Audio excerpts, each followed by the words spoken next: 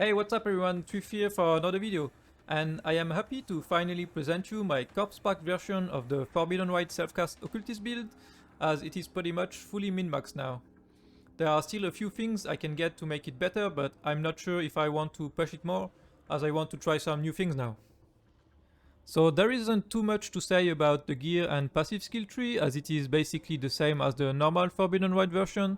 I just got a Mage Blood now, but I was playing this version even before I had the Mage Blood, so don't worry, it works even with a normal belt.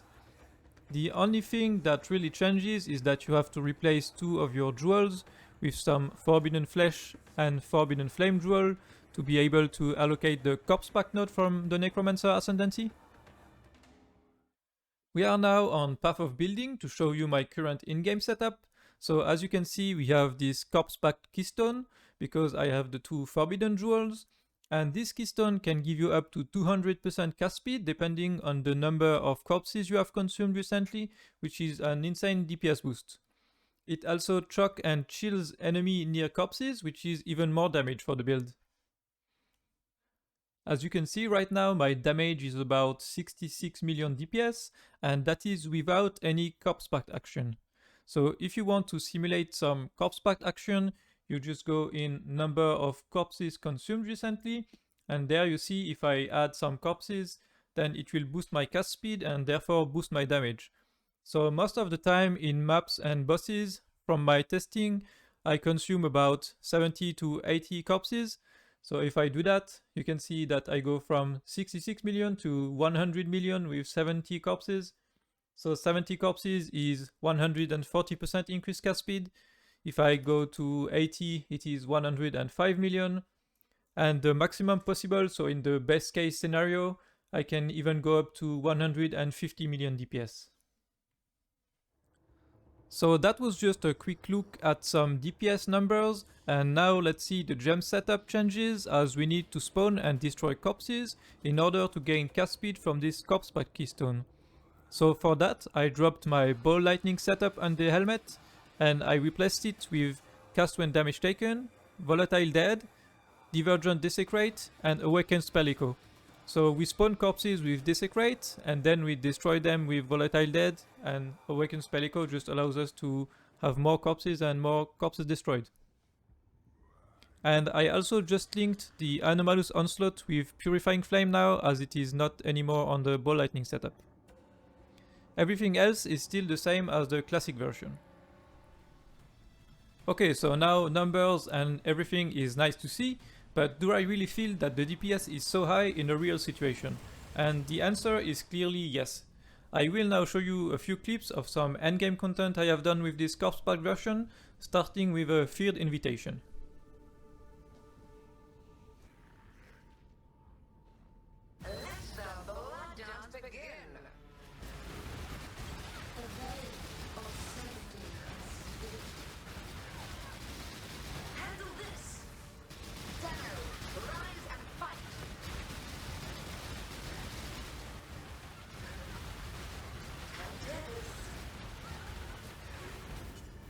So as you can see, I just obliterated the bosses, and that was even with the invitation having 25% to chaos resistance.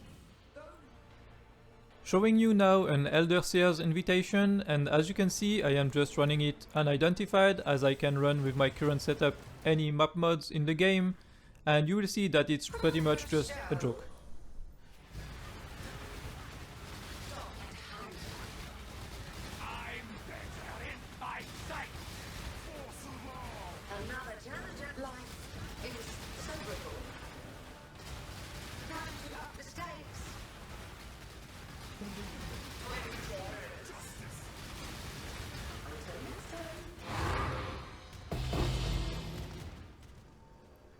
Showing you now a few waves of Simulacrum, and as you can see, this one even has monster take reduced damage from critical strike, which reduces my damage a little bit. And I also opened my offense tab, so you can see how my cast speed is going up and down with the Corpse Pact setup.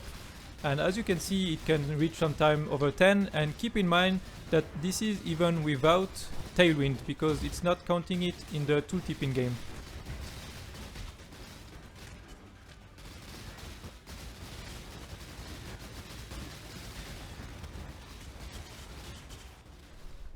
We are now on the wave 29, and as you can see, this one has some very bad damage mods, and it even has 56% to monster curse resistance, which is probably the worst mod to cut our DPS, but you will see that even with this mod, we are still melting the bosses.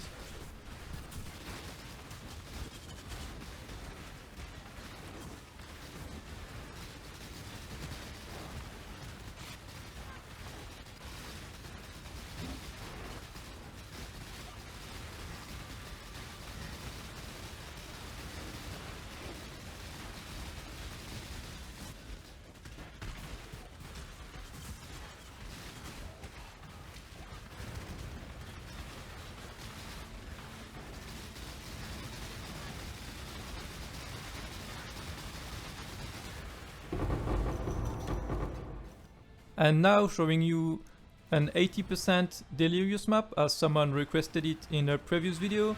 So it's not like a super juice map, but what matters is to have the layers of Delirious, I guess. This is what makes the monsters tanky. And honestly, I really didn't feel like much of a difference from running just a normal map.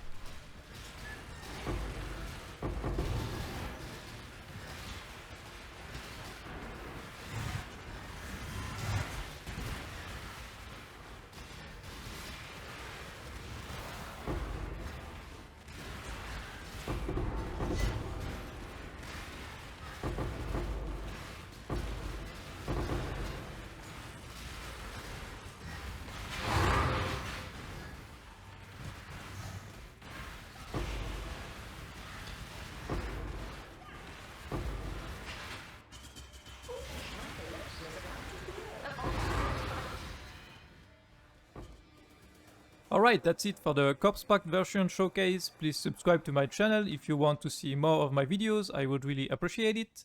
And I hope that you guys have fun with this build, and I see you in another video. Bye!